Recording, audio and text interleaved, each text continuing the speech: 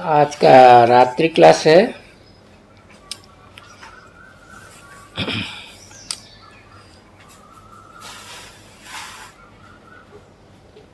Madhuban mount Abu से 10 मार्च 1966।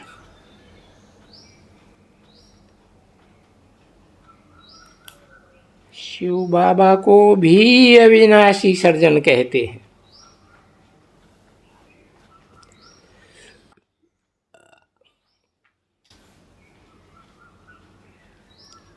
B क्यों लगा दिया?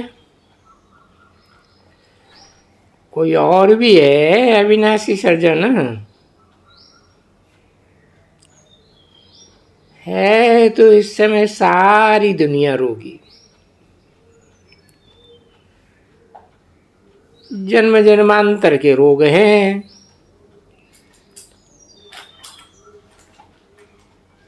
इस समय रोग देखो कितने आकर के निकले हैं। अब बाप एक ही दवाई बताते हैं। सब रोगों की एक ही दवाई, याद की यात्रा। याद की यात्रा से जन्म जन्मांतर के विकर्म भस्म हो जाते हैं और याद से आयु भी बढ़ती है। सब दुख दूर हो जाते हैं। इसलिए इनका नाम अविनाशी सर्जन है, इसका नहीं, इनका।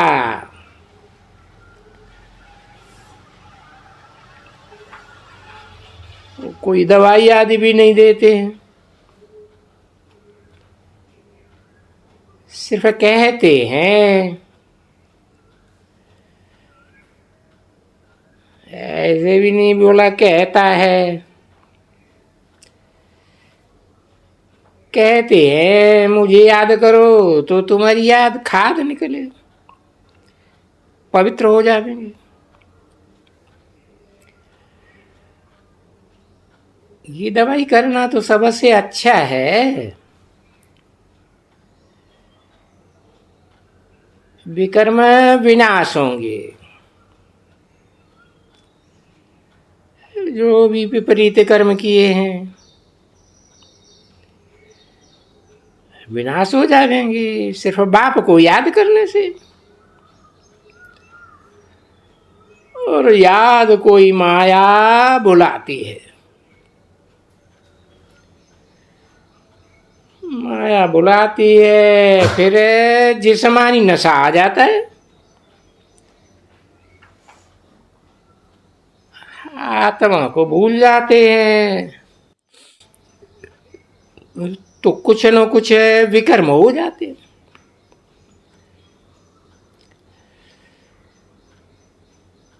विपरीत कर्म न हो अर्थात विकर्म न हो, उसे के लिए बाप ताकीद करते हैं। बच्चे याद करते रहो तो खाद निकल जाएगी। कितना सहज उपाय है। बॉम्बे में आते थे, समझते थे अच्छा है, बाकी पवित्रता की बात मुश्किल समझते थे।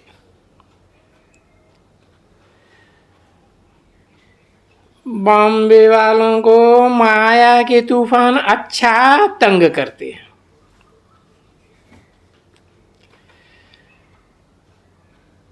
परंतु यहां जो प्राप्ति है वो गंवा लेते हैं।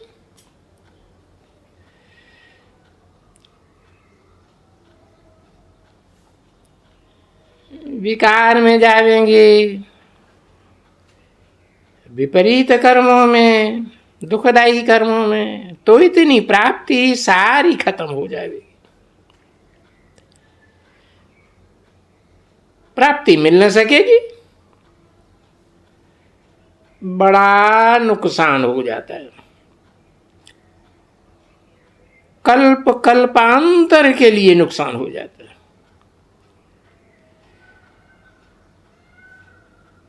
ये 10 धर्मों का संगठित सिरों वाला रावण शत्रु है। शास्त्रों में तो दंत कथाएं हैं। दंत कथाओं के कारण लोग समझ लेते हैं कि ऐसा कोई 10 सिर वाला होता होगा,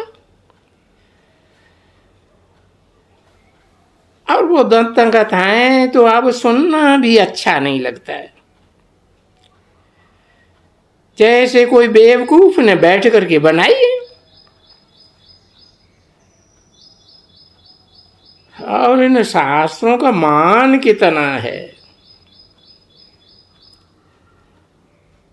भक्ति मार्ग वाले चित्रों आदि का कोई मान नहीं है। ज्ञानवान के ही चित्र पूजे जाते हैं।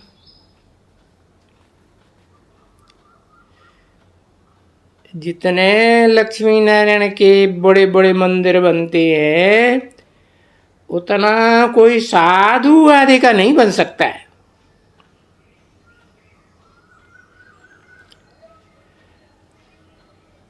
क्योंकि लक्ष्मी नारायण पवित्र प्रवृत्ति मार्ग के होते हैं, साधु सन्यासी तो निवृत्ति मार्ग के। वो कितना पैसा कमाते हैं।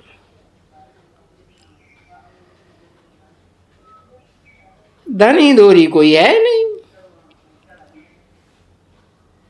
जो समझावे कि इस भक्ति से फायदा क्या होगा।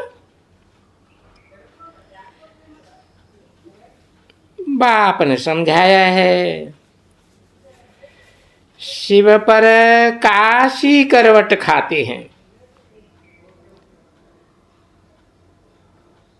उस समय विकर्मों का हिसाब किताब चुकतू होता है।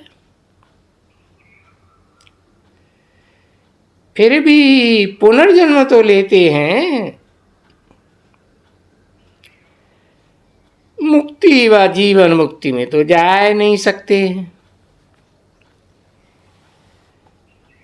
तो फिर नए सिरे कर्मों का खाता शुरू हो जाता है।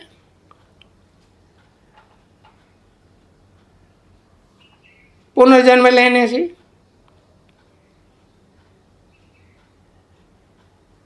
अब सभी आत्माएं हिसाब किताब चुकतू करके वापस जानी है।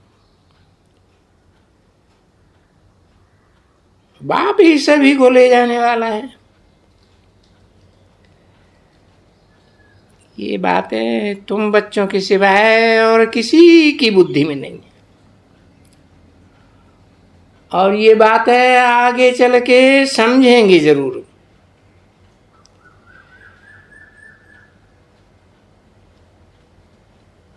तुम बच्चों की बुद्धि में तो अच्छी रीत रहता है। अब 84 का चक्कर पूरा हुआ, अब जाना है घर। हम आत्माओं को आत्मलोक में घर जाना है। बाप को याद करने से पुण्यात्मा बन जाएंगे। आत्माओं के बाप की बात है।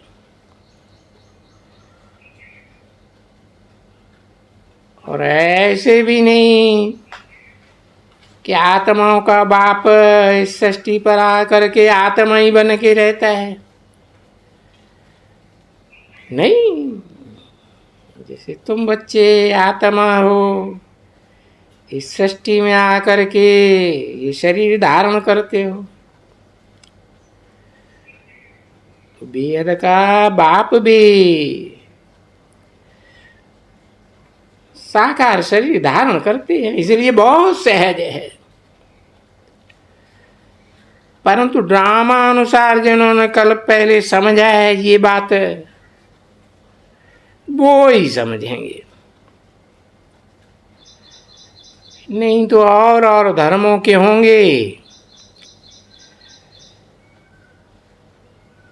जो सिर्फ निराकार को ही भगवान मानते हैं, उन्हों को तो तकलीफ हो जाती है। निराकार को याद करने में, बाप को याद करने में कोई तकलीफ नहीं है, क्योंकि बाप से बेहद का वर्षा मिलता है। इतनी सहज बात भी किसकी बुद्धि में नहीं बैठती है।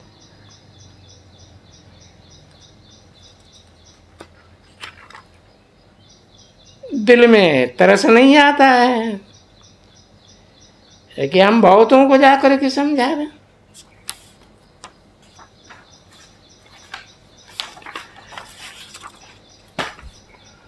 बहुतों का कल्याण करें।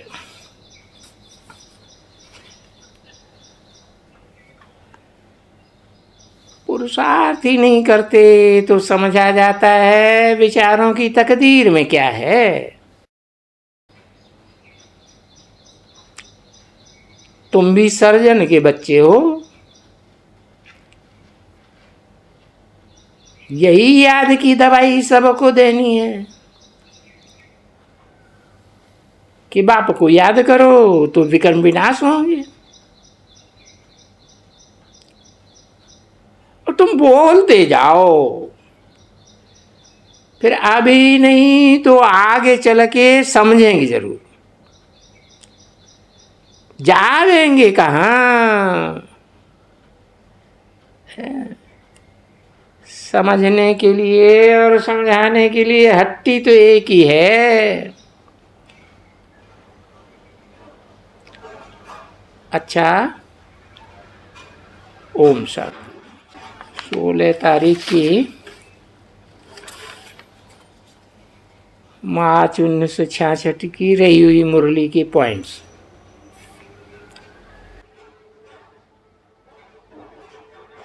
आश्चर्यवत सुनंती कथंती भागंती तो कल पहले भी हुए हैं।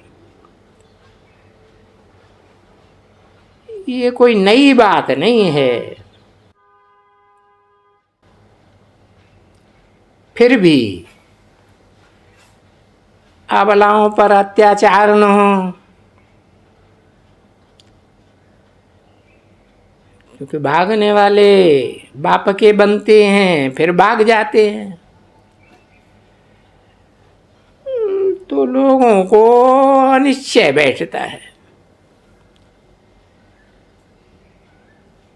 और फिर अबलाओं पर अत्याचार होते हैं।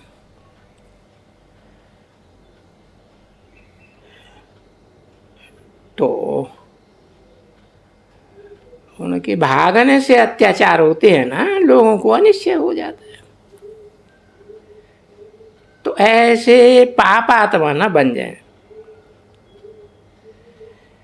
इसलिए समझाना पड़ता है भागने वालों को भी। बहुत देह अभिमानी बच्चे हैं, आत्मा अभिमान में रहते ही नहीं है, तो वो देवान बड़ा नुकसान करते रहते हैं। ये हमारा सेंटर है, ये तुम्हारा सेंटर है। इतना देह अभिमान है जो बात मत पूछो। ऐसे नहीं समझेंगे कि हम आत्मा आपस में भाई भाई है, एक बाप के बच्चे हैं, एक बाप के सभी सेंटर से देवान में आ जाते हैं। इसलिए बाबा कहते हैं गुड़ जाने गुड़ की गोथरी जाने, अर्थात गोथरी माने शिव बाबा जाने।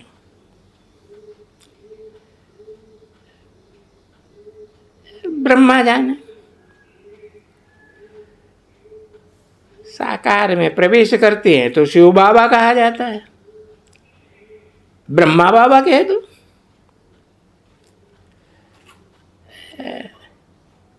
तो ये ब्रह्मा बाबा गोथरी हुई ना,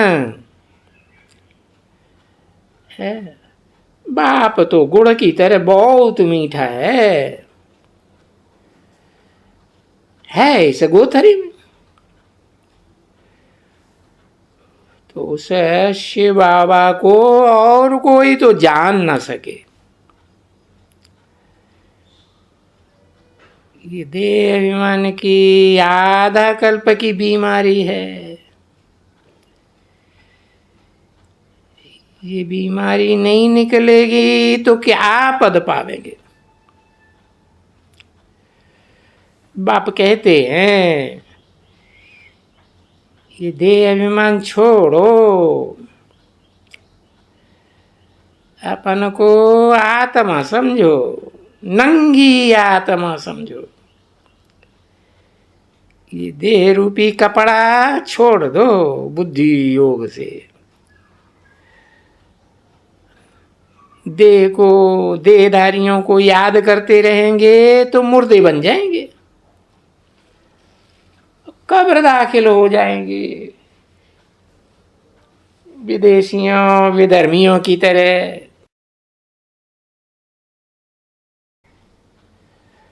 अब बाबा ने डाउनफॉल पर समझाया है। देखें कौन बच्चे ये काम करते हैं। बड़े बड़े आदमियों को निमंत्रण देते हैं,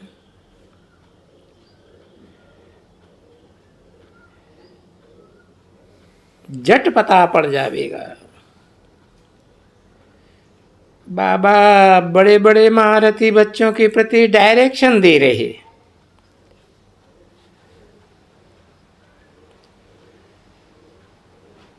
भारत हेवन से हेल कैसे बनता है।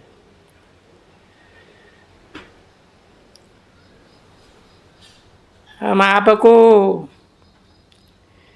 इनकार्पोरियल गॉड की श्रीमत पर सारी वर्ल्ड की हिस्ट्री जोग्राफी समझा देंगे।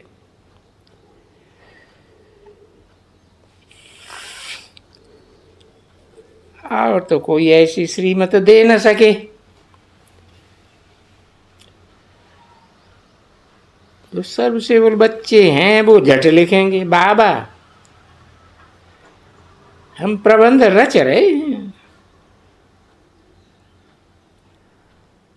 और ये प्रबंध करने के लिए पहले दहली में उठाना है।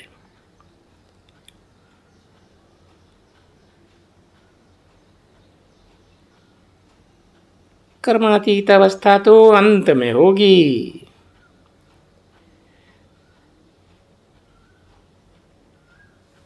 देही अभिमानी बन सर्विस में लग जाना है। सर्विस में हड्डी हड्डी चूर कर देनी है। ओम शांति।